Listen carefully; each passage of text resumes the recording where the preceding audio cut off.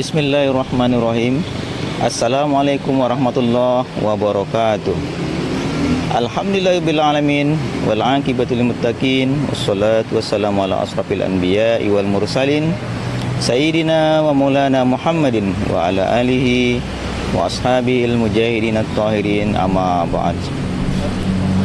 Wa qala ta'ala fil Qur'anil azim a'udzu billahi minasyaitonir rajim. Bismillahirrahmanirrahim.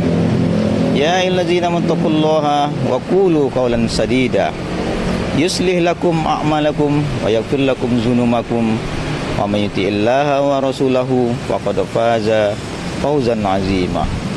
Bersyukur kita kepada Allah, tak terasa kita telah memasuki hari yang ke-13 di bulan Ramadan pada tahun ini 1442 Hijriah 2200 Masehi. Bersyukur kita kepada Allah dengan mengucapkan Alhamdulillahirabbil alamin. Kenapa? Karena banyak saudara-saudara kita dulu masih berkumpul dengan kita, tapi tahun ini tidak lagi karena telah dipanggil oleh Allah SWT. Inilah rasa syukur kita kepada Allah, sehingga kita harus selalu mengucapkan Alhamdulillahirabbil alamin dan bersalawat kepada Nabi Muhammad SAW dengan mengucapkan Allahumma salli ala sayyidina Muhammad wa ala ali sayyidina Muhammad. Assalamu alayka ya Rasulullah. Pemirsa yang dimuliakan oleh Allah SWT, ada amalan-amalan yang harus kita lakukan di bulan Ramadan ini, sehingga kita tidak terjadi penyesalan, tidak menyesal dan tidak rugi. Apa-apa saja amalan yang harus kita lakukan di bulan Ramadan ini? Pertama adalah puasa itu sendiri. Man shoma ramadhana imanan wa ihtisaban ghufira lahu ma taqaddama min dzanbi.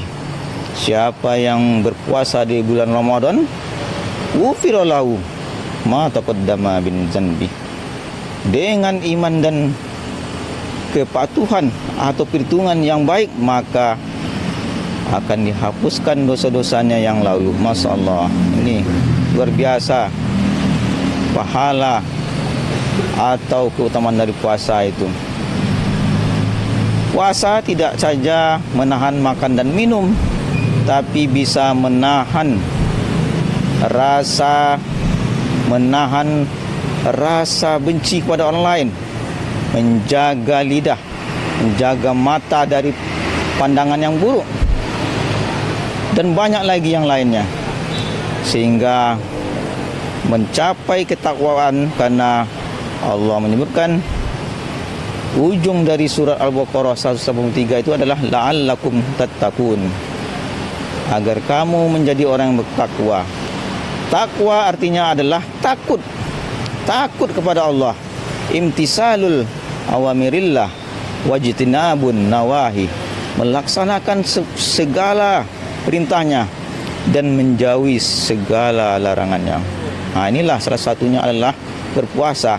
Apalagi yang harus kita lakukan di bulan Ramadan ini? Kedua adalah memakmurkan masjid atau mendirikan malam-malam Ramadan. Man qoma ramadhana imanan wa ihtisaban ghufira lahu ma taqaddama min dzanbi. Siapa yang mendirikan bulan-bulan Ramadan ini, malam-malam Ramadan, dengan tarawih, dengan witir, dengan tahajud, selalu hadir di masjid, maka ghufira lahu ma taqaddama min dzanbi. Allah hapus dosa-dosanya, hapus segala dosa-dosa yang lalu. Masya Allah, rugi kita tidak isi. Kadang banyak kita lihat saudara-saudara kita asik saja di kafe, enak aja nongkrong di kafe berlama-lama, tapi di masjid tak betah. Ini ada yang salah, ini ada penyakit yang salah pada saudara-saudara kita itu. Apalagi yang harus kita lakukan di bulan Ramadan ini? Yang kita lakukan adalah berinfak, banyak bersedekah. Sedekah luar biasa, tidak saja untuk diri kita. Kalau kita sakit, dengan banyak bersedekah, insya Allah lenyap semua penyakit kita itu.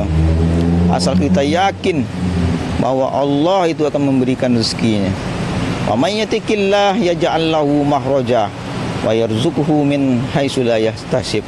Siapa yang bertakwa, kata Allah, pasti kuberikan dia solusi, jalan keluar dari setiap permasalahan hidupnya, dan aku beri dia rezeki yang tak disangka-sangkanya. Masya Allah, ini hebat sekali. Jadi waktu kita, bawalah uang kita itu, walaupun sedikit, bawa ke masjid itu, karena itulah yang menolong kita nantinya di akhirat. Bahkan di dalam kubur kita pun ditolong, terang benderang kubur kita, gara-gara kita selalu berinfak, bersedekah. Bahkan saudara-saudara kita yang telah tiada menyesal dia. Menyesalnya bagaimana? Apa katanya dalam Al-Quran? Rabbi laula akhortani ila ajalin qarib wa asaddaqa wa akum minas solihin. Ya Allah, balikkanlah aku ke dunia ya Allah, barang sekejap jadi ya Allah. Untuk apa kamu balik ke dunia? Tak ada gunanya lagi, kata Allah. Ada ya Allah, aku ingin fa'asaddaqa wa akum minas solihin. Aku ingin berinfak ya Allah, aku ingin bersedekah, aku ingin berzakat, aku ingin berwakaf. Kenapa begitu? Karena dinampakkan oleh Allah di dalam kuburnya itu pahala yang sangat besar, sehingga dia menyesal senyesal-nyesal pada dirinya. Nah, inilah lan tarji'al ayyamul lati madat. Penyesalan akhir itu tidak ada gunanya. Yang dulu-dulu tu, yang dulu-dulu hidup kembali tidak bisa lagi, tidak bisa kembali lagi.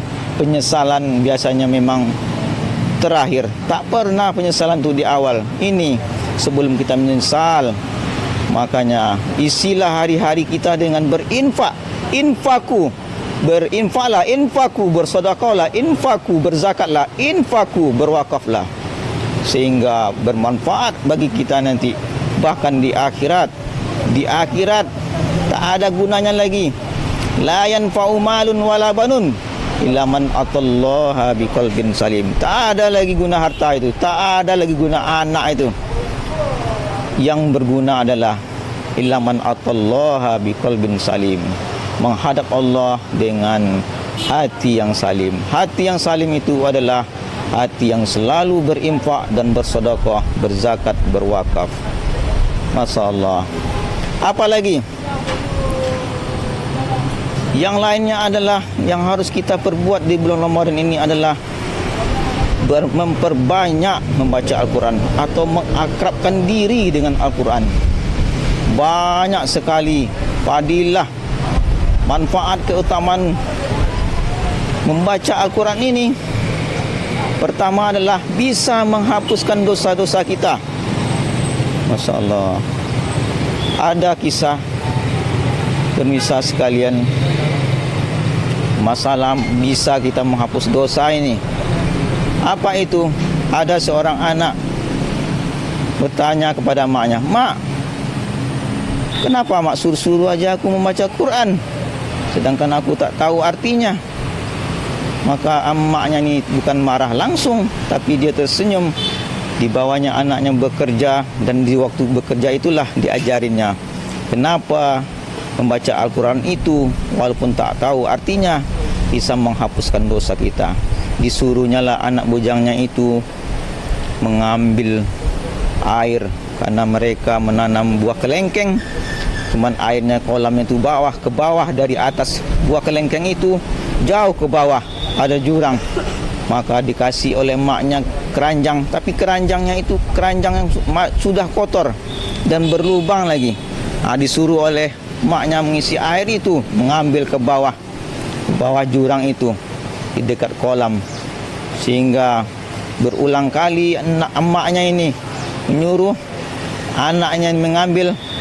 Sesampai ke atas, anaknya ini pun heran. Sampai ke atas bocor airnya itu. Diulangnya lagi mengambil seterusnya. Diulangnya terus, tapi sampai ke atas bocor juga. Akhirnya tak bisa disiram. Belum disiram pohon itu, air pun sudah habis. Jadi mak capek aku. Jadi di bawahnya lah anaknya bercerita, nak, kita sambung cerita tadi, engkau memang betul hebat, bisa mengambil air tapi airnya kosong, tak ada gunanya. Tapi coba engkau tengok nak, di ember yang bocor itu, bersih tak wadahnya tu? Iya mak, bersih. Begitulah kata maknya, kalau kita sering membaca Al-Quran, maka bersihlah dosa-dosa kita. Yuslih lakum a'malakum wa yaghfir lakum dzunubakum. Masya-Allah, habislah dosa kita itu. Apalagi manfaat kita membaca Quran itu. Manfaat kita membaca Quran adalah menjadi syafaat di akhirat kelak. Syafaat artinya pertolongan. Iqra'ul Quran fa innahu ya'ti yaumal qiyamah syafi'an li ashabihi. Bacalah Al-Quran itu, kata Rasulullah, karena Al-Quran itu akan datang pada hari kiamat dan memberi syafaat bagi yang membacanya. Masya Allah, nanti di akhirat kita ditolong oleh Al-Quran. Al-Quran datang ke kita, menolong kita. Syafaat pertolongan atau arti lainnya adalah menggenapkan. Bisa jadi amal soleh kita pahalanya masih sedikit, kurang 0,01%. Syafaat inilah, gara-gara membaca Al-Quran inilah menggenapkan pahala kita dan akhirnya kita masuk surga. Apalagi manfaat kita membaca Al-Quran, manfaat kita membaca Al-Quran nanti di akhirat kelak, kita dibangkitkan dalam kubur, dari dalam kubur bersama para malaikat. Masya Allah, begitu bahagianya kita dibangkitkan dengan para malaikat, bukan dengan manusia, malaikat, makhluk Allah yang mulia. Dibangkitkan kita dengan para malaikat itu. Tengok kanan malaikat, tengok kiri malaikat, tengok depan malaikat, tengok belakang malaikat, tengok atas malaikat. Masya Allah, ini tidak karena jarang membaca Al-Quran. Tengok kanan jeli, tengok kiri jekitan, tengok depan anilau, tengok belakang wong feyung. Ini kenapa? Karena selalu atau kurang membaca Quran. Masya Allah, rugi kita. Untuk itu selalulah kita baca Al-Quran.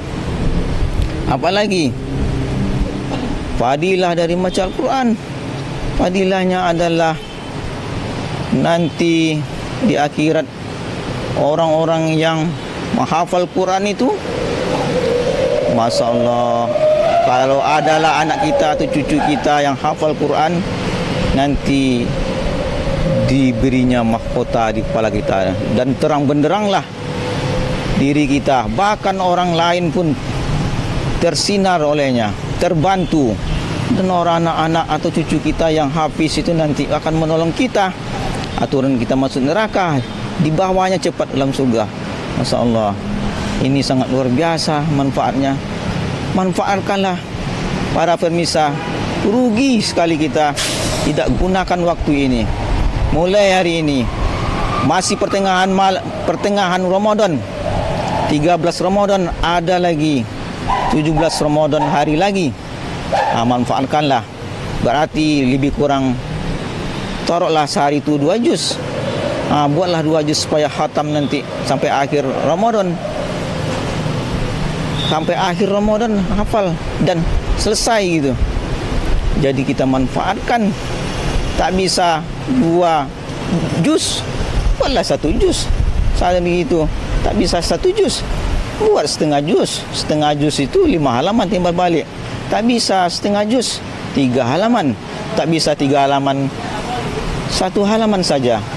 Tak bisa 1 halaman, 3 ayat saja. Tak bisa 3 ayat. 1 ayat. Tak bisa juga 1 ayat. 3 huruf alif lam mim. Tak juga bisa 3 huruf. 1 huruf saja, alif. Tutup ajalah Quran tu. Tak juga bisa baca 1 huruf alif. Elus-eluslah, usap-usap je lah Quran itu. Mudah-mudahan lunak hati membacanya. Tak juga lunak hati membacanya. Setelah mengelus-elus Al-Quran, amati je lah. Apa yang kita bawa menghadap Allah, semoga bermanfaat. Akhirul kalam. Wassalamualaikum warahmatullahi wabarakatuh.